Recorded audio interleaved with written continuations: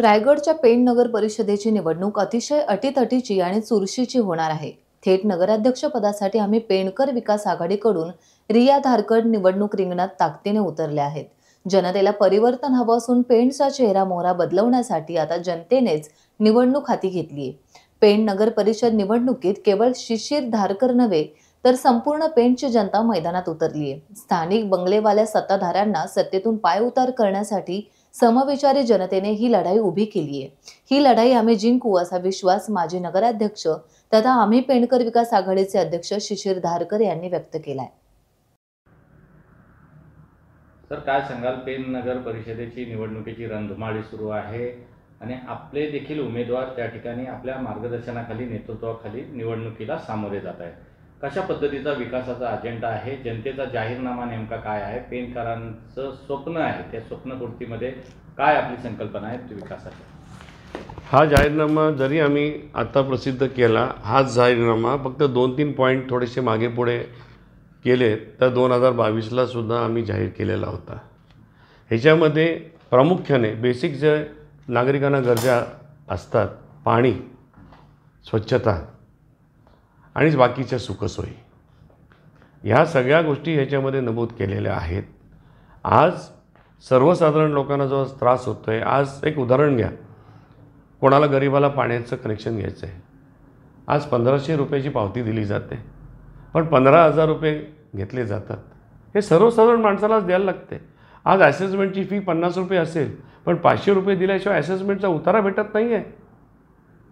आज पेणला पाण्याची एवढी परिस्थिती खराब आहे की पाणी गरीबातल्या गरीब माणसाला हे तुम्हाला ही बाटली विकत घ्यायला लागते। अंगाला आंघोळ घेताना खास सुट्टी आज खास सुट्टी आहे। ह्या लोकांनी स्वतःची सोय करून ठेवलेली आहे। इलिगल टॅपिंग करून रेल्वेच्या लाईनीवरून 24 तास पाणी घेतलं त्या लोकांनी, काही त्याचे पैसे भरत नाही आहेत। आज इवन ते जे असताना आज भाजी मार्केट बांधलं आहे, आज टेम्पो आज आतमध्ये जाऊ शकत नाही। आम्ही आमच्या या जाहीरनाम्यामध्ये मंडईचं सुद्धा आम्ही म्हटलेलं आहे, मंडई की पुण्यासारखी असेल, कांदा बटाटा वेगळा, फळभाज्या वेगळ्या, फळं वेगळं, भाज्या वेगळ्या। दुसरं एक आश्वासन आम्ही कोणी समाजाच्या दृष्टीने आम्ही जे केलं आहे, मी नगराध्यक्ष असताना आम्ही एक मच्छी मार्केट बांधलं होतं, त्यांनी ते तोडून फक्त तिकडे पत्रे टाकलेले आहेत। त्यांना मी आश्वासन दिलेलं आहे, या 5 वर्षामध्ये कमीत कमी 500 ओट्यांचं फ्रीजर प्लॅन्ट सहित त्यांना दिलं जाईल, मंडई केली जाईल। आज जी पार्किंगची आज अवस्था दयनीय आहे पेणमध्ये, शहरामध्ये नाक्यावरती जावंसं वाटत नाही आहे।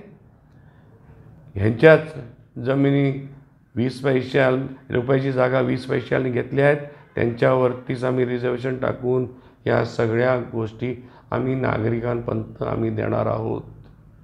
एक सर्क्युलर मोठी बिल्डिंग केली जाईल, फार अगदी कमी किंमत 5 रुपये द्या 24 तासाची, काही हरकत नाही। मोटरसायकल असेल, व्हेकल असेल, पार्किंगची व्यवस्था केली जाईल।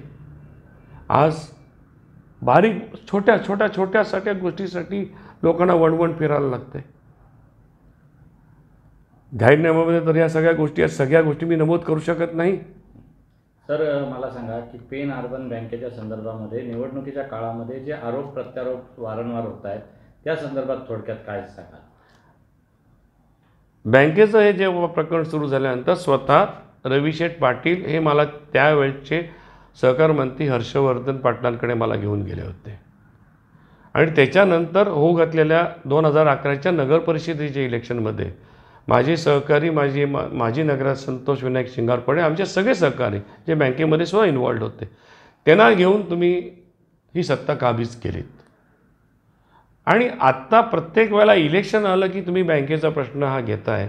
बँकेचा प्रश्न, आज बँकेकडे एवढ्या प्रॉपर्टी आहेत, देणं 600 कोटी आहे आणि प्रॉपर्टी किमान 1200 कोटीची आहेत।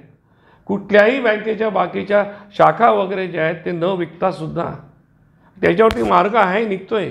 मी कोर्टामध्ये माझा ॲप्लिकेशन दाखल केलेला आहे, त्याच्यावरती फक्त सरकारचं थोडं सहकार्य जर भेटलं, ज्या प्रकारे POPचा प्रश्न सुटला गेला, 6 महिन्यामध्ये हा बँकेचा प्रश्न निकाली निघेल आणि 100 कोटी त्या लोकल बिल्डरकडनं पहिला निधी दिला जाईल, बाकीच्या 2-3 वर्षामध्ये सगळ्यांचे पैसे दिले जातील. फक्त थोडंसं सहकार म्हणजे एक सरकारकडनं सहकार्याची भूमिका असली, मी नक्कीच सरकार दरबारी मी जाणार आहे. आणि हे आम्ही जे आता सगळ्या या जाहीरनाम्यामध्ये आम्ही ज्या गोष्टी उल्लेख केल्यात, कमीत कमी 500-600 कोटीच्या ह्या सगळ्या आमची संकल्पना आहे, ही कामं आहेत. आम्हाला सरकारकडेच जायचं आहे. आम्ही सरकारकडे जाणार, सरकारकडे आम्ही हात पसरवणार आणि पेणच्या विकासासाठी आम्हाला जो काय पुढचा काय निर्णय घ्यायला लागेल, पेण नागरिकांच्या चांगल्यासाठी आम्ही घेऊ. या पेणमध्ये आम्ही कुठल्याही नेत्याला माझा विरोध नाही, कुठल्याही पक्षाला मला विरोध नाही. फक्त आज राज्यकर्ते जे बंगलेवाले आहेत त्यांना फक्त या सत्तेपासून फक्त लांब करण्याचा आम्ही एक समविचारी लोक हे सगळे एकत्र आलो आहे. तर काय सांगाल, रिया धारकर निवडणुकीच्या रिंगणात आहेत, आव्हानात्मक लढाई होईल का? जे आपल्या प्रतिस्पर्धी जे उमेदवार आहेत ते निवडणूक केवळ औपचारिकता आहे असल्याचा दावा करतायत. कसं बघता? ही निवडणूक आव्हानात्मक आहे, विजयश्री खेचून आणता येईल कसं काय सांगा? आता अहंकाराला औषध नाही हो. रावणाला सुद्धा फार अहंकार होता की राम हा वनवासी काय करणार आहे माझं, हा मी नाही इलेक्शन लढत आहे, मी फक्त समोर आलो आहे, माझ्यासाठी पेणची सगळी जनता हे इलेक्शन लढते आहे, मी नाही आहे याच्यामध्ये, मी फक्त लीड घेतला आहे. त्याच्यामध्ये संतोष विनायक शिंगारपुरे असतील, समईश्वरी सगळे लोक असतील, हे पेणच्या शहराच्या लोकांचं इलेक्शन आहे. या सत्तारूढ बंगल्यावाल्यांच्या विरोधात आज जे रिया धारकर आलेले आहेत ते पुण्याला काही वर्ष होते, 10 वर्ष त्यांच्या मुलाच्या शिक्षणासाठी. आता तो पुढच्या शिक्षणासाठी लंडनला जाणार आहे. ते आता इकडे स्थायी होणार आहेत. आणि मी सुद्धा 2021पर्यंत पेणला स्थायी झालेलो आहे. माझंसुद्धा पूर्ण लक्ष ईश्वरकृपेने जनतेने कौल दिला. माझंही पूर्ण लक्ष नगरपालिकेवरती असतील, पार्टी प्रतोदचं ऑफिस असेल, मीही तिकडे आठवड्यातनं 4-5 दिवस मी वेळ देईन. सगळ्या गोष्टी या कशा लोकांपर्यंत पोहोचल्या जातील याचा पाठपुरावा आम्ही घेत जाऊ. सर मला सांगा की आता जे काही ज्यांच्या हातामध्ये सत्ता आहे नगर परिषदेची, आतापर्यंत ज्यांच्याकडे सूत्र होती, पेनचा कायापालट झाला आहे, जनतेला अपेक्षित विकास झाला आहे, काय सांगा? आज पाण्याची परिस्थिती बघा काय आहे. आज आंघोळ घेतली तर अंगाला खास सुटते. आज अंडरग्राऊंड लाईटिंग म्हणजे वीज पुरवठा हा 4.5 कोटीचा उपक्रम त्यांनी घेतला. पण त्याच्यामध्ये काही खोके इकडे तिकडे गेले, ते चालू करण्यात आलेलं नाही. ते लाल डबे जे पडलेले आहेत बाजूला कोपऱ्यामध्ये, अक्षरशः बोलू नये पण त्याला रवी पाटलाचे ATM बोलतात. आज अंडरग्राऊंड त्यांनी गटार घ्यायचा प्रयत्न केला होता, एकही पत्र शिल्लक राहिलेलं नाही, एकही पत्र. आम्ही आमच्या काळामध्ये BOT तत्वावरती स्टेडियम बांधलं, इंडोर गेम हॉल बांधला, इमारत उभी केली, नाट्यगृह 80% पुरं केलं. त्याच्यानंतर नाट्यगृहसुद्धा त्या 14 वर्षामध्ये काहीही करण्यात आलेलं नाही आहे.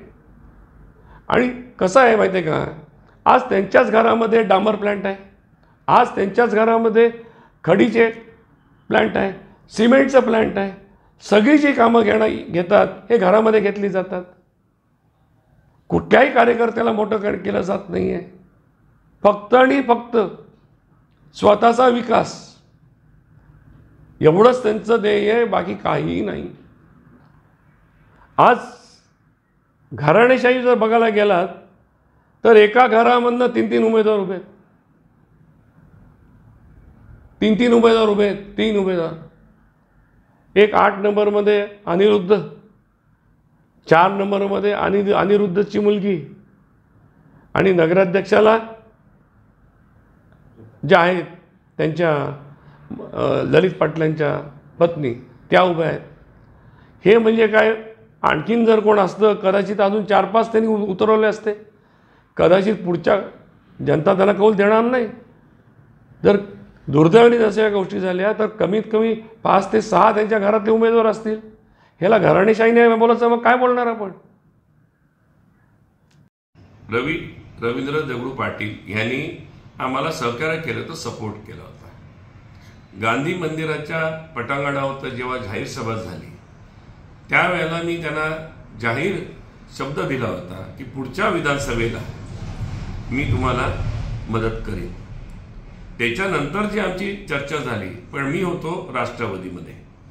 चर्चा आमची आपसात अशी झाली होती की बाबा तुम्हाला तिकीट भेटलं तुम्ही सहकार्य मी तुम्हाला करणार, जर राष्ट्रवादीला भेटलं तर तुम्ही मला सहकार्य करा. 2004ला असं झालं की राष्ट्रवादीच्या वाट्याला ही सीट आली. मग त्यांनी पनवेलला मला बोलून घेतलं. सगळे सिनियर ज्येष्ठ श्रेष्ठ आमचे काळोजी शेठ पासून सगळं गव्हर्नमेंट हेल्थला बसलो होतो आम्ही.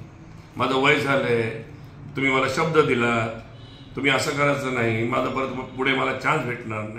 हे लोक शब्द मानत नाहीये. त्यावेळेला मग शेवटी मी सांगितलं ठीक आहे. तिथल्या तिथे त्यांनी अंतुले साहेबांना फोन लावून दिला. अंतुले साहेबांची चर्चा झाली, कारण दोन्ही पार्टीची मीटिंग चालू होती. मग त्याच्यामध्ये अंतुले साहेबांना धारकरांशी बोलणं झालं, ते आम्हाला सीट सोडायला तयार आहे. 5 वर्ष राष्ट्रवादी पक्षाकडनं मला ऐकायला लागलं तुमच्यामुळे आपली सीट गेली. 2006ला ते आमदार झाले, ते मंत्री झाले. त्याच्यानंतर जो त्यांनी पवित्रा घेतला आमच्या विरोधामध्ये नगर परिषदेला, त्यांच्या समोर त्यांच्या भावाची कन्या भारती पाटील ती आमच्यामधनं उभी होती. त्यांची माणसं त्यांचं घर जाऊन फोडलं, त्यांच्या सासूबाईला खादी पडून मारलं. मी जेव्हा बघायला गेलो तर 300 पोरं त्यांच्या बंगल्यामध्ये होते. SRP उभी होती. मी तिकडे गेलो, त्याची परिस्थिती बघून आलो. नंतर रितसर परमिशन करून प्रकाश पाटील आणि आमच्याकडनं रवी अंडी म्हणजे रवी पाटील बरेच आहेत, जे कोण रवी रेती, कोण गोरा रवी, कोण रवी अंडी, ज्यांचं धंद्याप्रमाणे त्यांची नावं पडलेली आहेत, ते त्या वॉर्डामध्ये उभे होते. आम्ही जसं प्रचाराला आम्ही जात होतो, समोरच्या वॉर्डामध्ये रवींद्र दगडू पाटील हे त्यावेळेला नामदार होते. त्यांनी मला बघितलं, परमिशन नसताना आमच्या प्रभागामध्ये आले आणि माझ्यावरती हल्ला चढवला. हल्ला चढवून एवढंच नाही, ज्या पडवीमध्ये होतो ती पडवी तोडली. ती बिचारी बाई मला 2दा-3दा त्याला त्यांनी आतमध्ये खेचलं. मी परत बाहेर आलो. नशिबाने आपल्यासारखा कोणतरी एक पत्रकार होता. हे सगळं त्यांनी ह्या व्हिडिओमध्ये टिपलं. त्याच दिवशी रात्री जाहीर सभा गांधी मंदिरला झाली. त्या सभेमध्ये नामदार तटकरे साहेब होते, आमचे त्यावेळचे जिल्हाध्यक्ष ओसवाल साहेब होते, आम्ही होतो. तटकरे साहेबांना घाई होती, पुढे अलिबागला सुद्धा सभा होत्या. सगळ्यांची भाषणं झाल्यानंतर फक्त आव्हान केलं मी लोकांना, थोडा वेळ थांबा, आणि स्क्रीनवरती दाखवलं त्यांना कशी शिवीगाळ केली, काय केलं. हे आव्हान केलं की तुम्ही जे वातावरण आज इकडे करताय, राव्याचं वातावरण पेणमध्ये नको. त्याच्यानंतर जे रिटायर झालेले गुरुजी होते, जे फणस डोंगरीवर राहत होते, त्यांनी सुद्धा भाषण केलं. त्यांच्या घरावरती रात्री दगडफेक केली आणि दुर्दैवाने 21 पैकी ती आमची फक्त एकच सीट गेली. त्यावेळेला जेव्हा ह्या नगराध्यक्षा उभ्या होत्या 2001ला, तेव्हा सगळ्या आमच्या सीट आल्या होत्या. टाइम्स डिजिटलला लाईक करा, सबस्क्राईब करा, शेअर करा आणि बेल आयकॉन दाबायला विसरू नका. पाहत रहा टाइम्स डिजिटल.